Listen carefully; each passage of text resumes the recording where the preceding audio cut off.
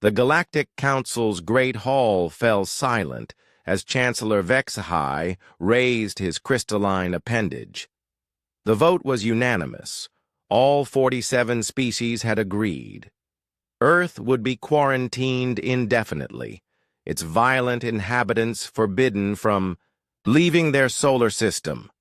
"The motion passes," HFY announced, his voice echoing through the chamber's bioluminescent walls. "Humanity shall remain confined to Sol system. The barrier will be erected within one standard cycle." Ambassador Sarah Chen sat motionless in the human delegation's corner, her hands clasped tightly in her lap. Around her, representatives from across the galaxy chittered, hummed, and gestured in what she could only interpret as relief. They thought they had solved their human problem. They had no idea what they had just unleashed. 3 months later, Dr. Marcus Webb stood in the observation deck of humanity's first truly desperate project, the Breakthrough Initiative. The massive ring-shaped structure floated in the void beyond Neptune, its experimental quantum tunneling drives humming with barely contained energy. "Status report," he called to his team. "Quantum field generators at maximum capacity," replied Dr. Yuki Tanaka, her fingers dancing across holographic displays. "The barrier's frequency is stable at 47.2 terahertz. "And our little surprise?" Dr. Elias Okafor grinned from his station. "Phase variance generators are online. If our calculations are correct, we're about to make the Council's barrier work. For us, instead of against us." The alien energy field surrounding Sol system was indeed impenetrable, designed to keep anything from Earth from passing through. But the Council had made one crucial error in their arrogance. They assumed humans would try to break through it. Humans, however, had always been excellent at finding loopholes. "Initiating quantum phase shift," Webb announced. "In 3, 2, 1. The Breakthrough's drives fired, and space itself seemed to hiccup. For a moment, the ship existed in a state of quantum superposition, simultaneously inside and outside the barrier. Then, with a flash of exotic radiation, it snapped back into normal space, on the other side of the galaxy. Dr. Tanaka checked her, readings twice before speaking. "Sir, we're in the Andromeda approach. We just traveled 2.5 million light-years in 37 seconds. Webb allowed himself a small smile.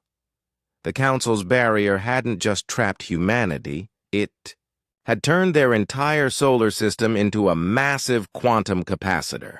Every time they used their phase shift technology, they could tap into that stored energy for instantaneous travel across impossible distances. The Council had tried to cage Earth. Instead, they had given humanity the keys to the universe. Within 6 months, human exploration vessels had reached the edges of known space and beyond. They discovered 17 new star systems with habitable worlds, made contact with 3 previously unknown civilizations, and established trade relationships that completely bypassed Council authority. The Kepler colony ship arrived at Proxima. Centauri B to find it already occupied, not by Council species, but by the Zephyrians, a peaceful race that had been overlooked by the galactic government for centuries. Captain Elena Rodriguez extended humanity's hand in friendship, offering advanced medical technology in exchange for cultural knowledge. "Your people," said Elder Korthek through his translation device. "They are not what the Council claimed. You bring healing, not harm. Knowledge, not conquest. We bring what we've always brought," Rodriguez replied. "Choice. The choice to be better than what others expect of us." Meanwhile, in the Outer Rim territories, Commander David Kim's exploration fleet discovered something that made every government in the galaxy nervous. A vast network of ancient relay stations, clearly predating the Council by millions of years. The stations were dormant, their creators long vanished, but human engineers had a knack for making dead technology live again. Dr. Sarah Okonkwo managed to activate the first relay after 3 weeks of careful work. The network suddenly blazed to life, connecting distant corners of the galaxy in ways the Council had never imagined possible. Civilizations that had been isolated for millennia could suddenly communicate and trade across vast distances. The balance of galactic power shifted overnight. Back on Earth, Ambassador Chen received an encrypted message from Chancellor Vexhai. The tone was notably different from their last communication.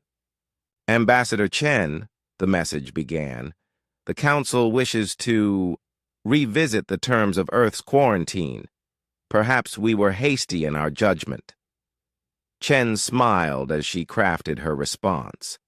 She had been waiting for this moment. "Chancellor Vexhai," she wrote, "humanity appreciates the Council's change of heart. However, we find ourselves quite comfortable with our current arrangement. The barrier you so graciously provided has proven most useful. We've established peaceful relations with 43 species beyond Council space, activated ancient technologies that benefit countless civilizations, and opened new frontiers that were previously thought impossible to reach." She paused, considering her next words carefully. "If the Council wishes to discuss trade agreements or cultural exchanges, we remain open to diplomacy. But we will not be returning to the status quo. You taught us that we don't need your permission to reach for the stars. For that lesson, we are truly grateful." 1 year after the vote to exile Earth, the human colony on Kepler 442b hosted the first intergalactic peace summit. Representatives from over 200 species gathered, many of them bypassing Council space entirely to attend. The old order was crumbling, replaced by something humanity had always believed in. A galaxy where merit mattered more than politics, where exploration trumped exploitation. Chancellor Vexhai attended the summit personally, his pride clearly wounded but his curiosity undeniable. As he watched humans facilitate trade agreements between species that had been enemies for centuries, he began to understand what his government had failed to grasp. Humanity's greatest strength had never been their violence or their stubbornness. It was their refusal to accept that anything was impossible. The vote to exile Earth had indeed passed, but in trying to contain humanity, the Council had only ensured that human ingenuity, determination, and hope would spread to every corner of the cosmos. They had wanted to protect the galaxy from humanity. Instead, they had given humanity the power to protect the galaxy from itself.